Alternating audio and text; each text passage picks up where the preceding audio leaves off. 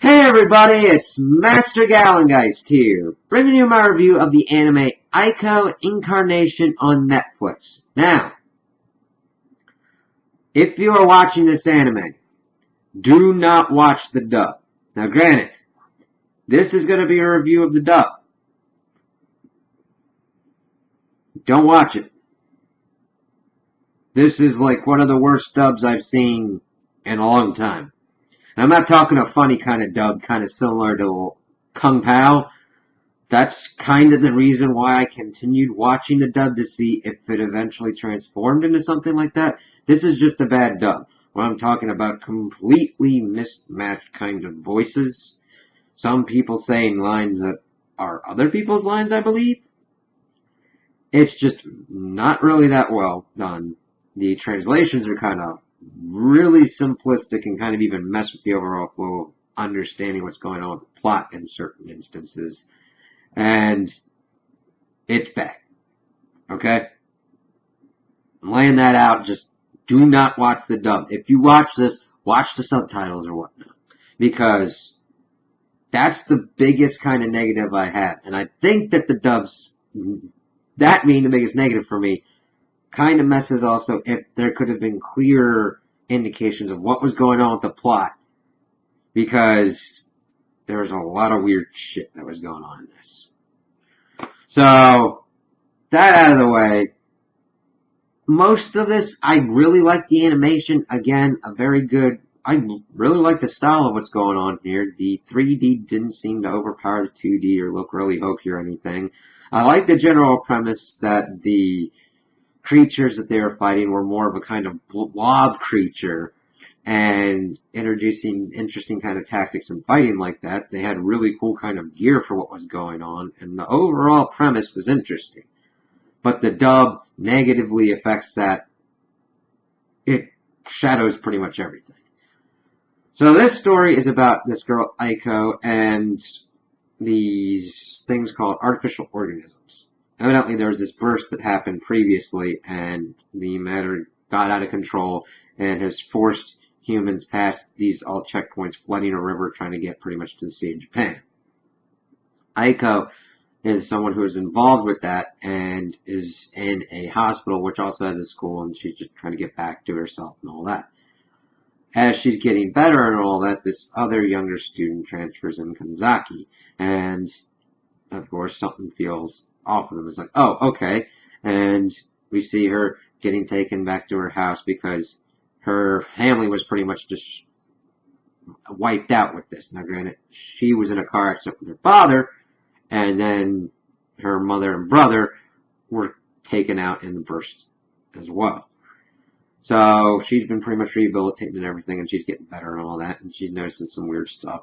And of course this Kanzaki dude is able to take her before this other group is, and attempt to show her what's going on. That her body is made artificial organisms, and that what happened was that since she was in that accident, artificial organisms were going to be used to try and repair her body and her mind. So what they did was they had switched her mind. Her organic mind is in an artificial body, and there's an inorganic mind in her real body, so that way that can be healed and everything, and that she's in the artificial body one. That's at least what we're told in the beginning. So of course she at first freaks out and like, ah crap. We're also introduced to some other people that are divers that go into these zones to get anything that their clients, they've got client lists and they can go out and get things and come back and all that. It's like, okay. I didn't mind the other characters, but of course the dub and everything affects me liking certain ones and affects their character development. So watching it this way, I'm like, okay. The divers and those getting ready to go in the zone, I didn't have a problem with. The bad guy, the doctor, whose daughter has also been injured and in a coma, and he's trying to figure out a way to get her mind back in order, is trying to get Aiko back because she can somehow help him figure out how to get his daughter's mind back. It's not very clear. So, of course, Aiko starts seeing visions and sees that her mother and brother are still alive. And is at the primary point where the burst occurred. So she decides to trust Kanzaki with this and they go out, they set up their team, and they go out to go through. They have some cool fight scenes. They've got this whole plan going out and figuring out what's going on. But as they start damaging the matter, they start seeing that Aico is getting damaged as well. We figure out that as they get closer to primary point, things start getting kind of crazier as the doctor keeps trying to figure out other methods to stop them. And it gets to a point where he actively somehow takes control of the matter because his daughter has been making humanoid ones as well, trying to find her body. Doesn't make much sense. But as we're getting them through, we find out that the boy, the Kanzaki, is actually the doctor who was trying to do the procedure as well, who had died in the burst, but they had put his brain in an artificial body as well. You kind of see that one coming a mile off. It's like, that dude's character design is really kind of close to the other one, and kind of acting like that. Okay, he's the doctor trying to atone for his sins and all that. But we find out that the Aico that we're following is the artificial brain one or whatnot. It isn't really clear. It tries to provide this twist where it's like, okay, if we put these Aicos and switch them and everything, this artificial Aico is going to die.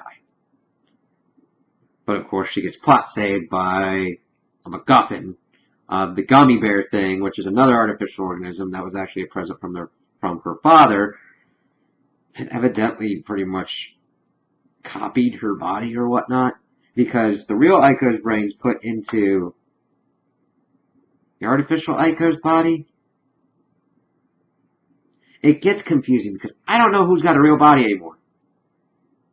Because the way it looked, the real Aico body burst into artificial organism cells. And that's what they've been fighting and all that. And then, I don't know, it made it look, it's really kind of strange. It's not very clear. But anyway, the Aicos are now out, and it's like, oh, okay, that worked.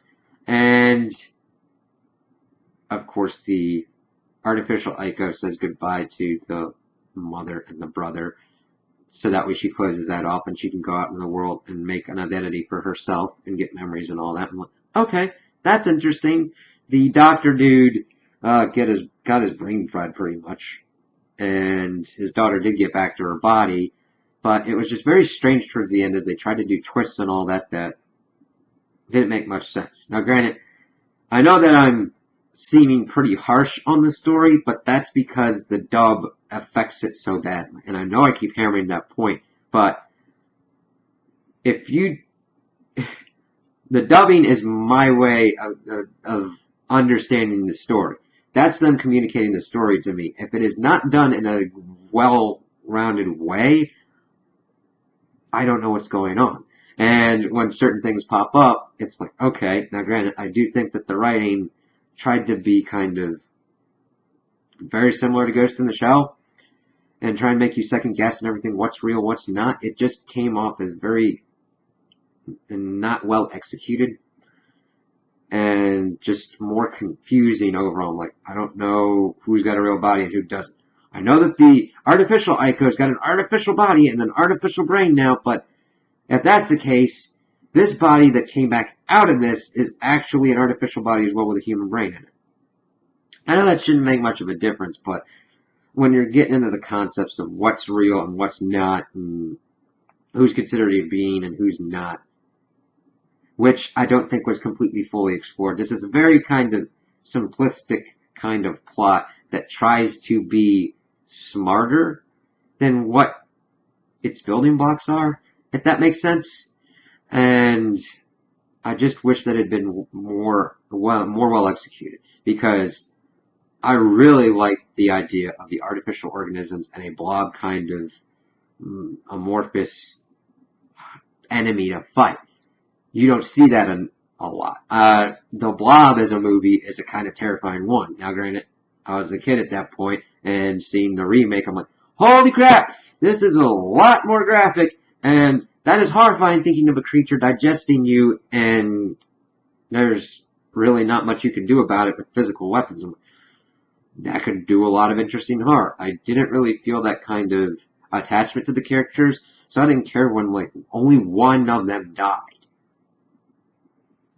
and I didn't feel anything. I'm like, okay. So, if you do watch this, watch it subtitled, but don't expect too much character development. Go in for more for kind of the action scenes and just the good visuals. Other than that, you're pretty much going to be disappointed. This is I don't have any other thing to watch at the moment, so I guess I'll watch this. So, those are my opinions on the anime. Tell me what you guys think in the comments below.